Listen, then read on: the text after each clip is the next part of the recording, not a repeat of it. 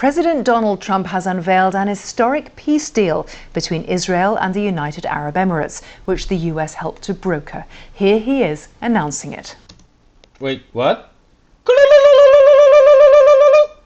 After 49 years, Israel and the United Arab Emirates will fully normalize their diplomatic relations. They will exchange embassies and ambassadors and begin cooperation across the board and on a broad range of areas, including tourism, education, healthcare, trade, and security. This is phenomenal.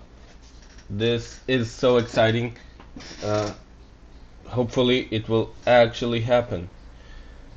So, wow. This has been in the making for several years now, as the relationship between the Gulf states and Israel has been improving, mostly behind the scenes and in part driven by Iran getting more aggressive militarily, which pushed Sunni states to cooperate with Israel more and more.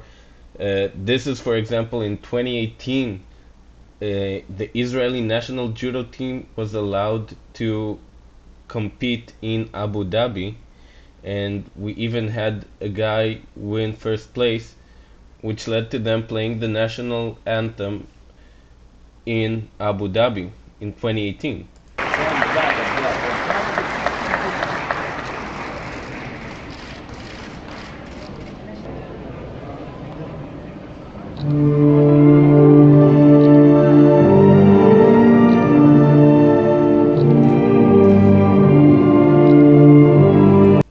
Look at that.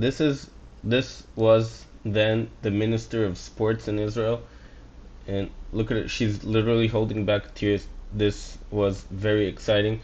This was pretty big news in Israel at the time, and this announcement is huge.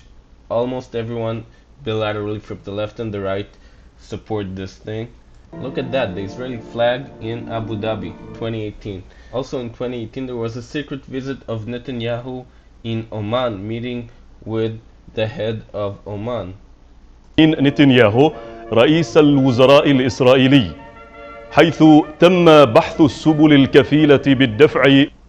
Speaking from an Arab source, the two discussed ways to advance peace in the Middle East. This is the head of state of Oman, the Sultan Qaboos bin Said. Very exciting news. This is all very, very exciting. This couldn't have happened 10 years ago, and this looked very far away. I read one commentator that had a survey among his audience, and there was 83% people supporting this agreement, and only 6% thinking this wouldn't benefit Israel. Really, really exciting. Of course, there were some of Netanyahu's rivals that tried to spin it in their own direction. For example, Zahava Gal'on, a left-wing politician that got angry that Netanyahu is paranoid and he didn't share the information with Gantz, and another left-wing politician that said the agreement is only meant to suppress the protests against Netanyahu. But that's really fringe. Let's just talk about the joint statement that was released by the US, Israel, and the UAE. They're talking here about cooperation. The historic diplomatic breakthrough will advance peace in the Middle East region and is a testament to the bold diplomacy and vision of the three leaders and the courage of the UAE and Israel to chart a new path that will unlock the great potential in the region. I hope this is true. I hope this is all true. It's really hard to find a negative to this announcement. They're talking about here cooperation, about economics, mutual benefit, etc. Of course, opening embassies. This is really big for Israel, because Israel only has peace with two Arab states, Egypt and Jordan.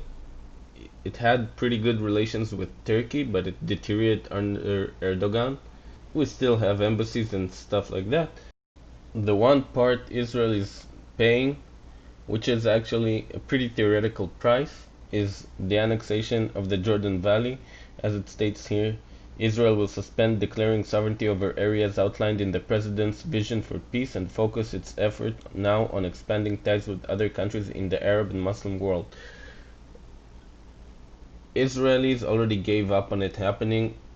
Nobody really thought it's going to happen anytime soon. Apparently the Trump administration didn't want it to happen now as well.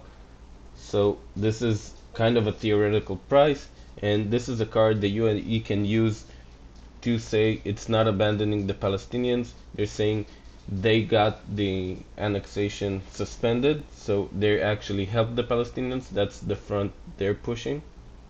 This is amazing. This is a tiny price. It's also not abandoning annexation. It says suspending.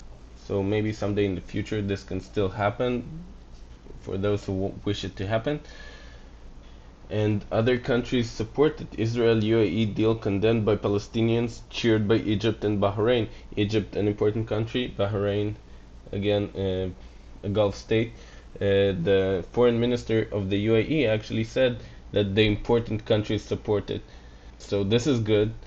And now there's rumors of perhaps Bahrain being the next one to come to the table. Uh, Again, probably some Gulf states already want to do it. It's good for their economy. It's good for their relations. A lot of people say, who needs to be in this mess just because of the Palestinian conflict? And let's move on. Again, very, very interesting and very, very good news. And hopefully this goes through. Please subscribe and comment and tell me what you think.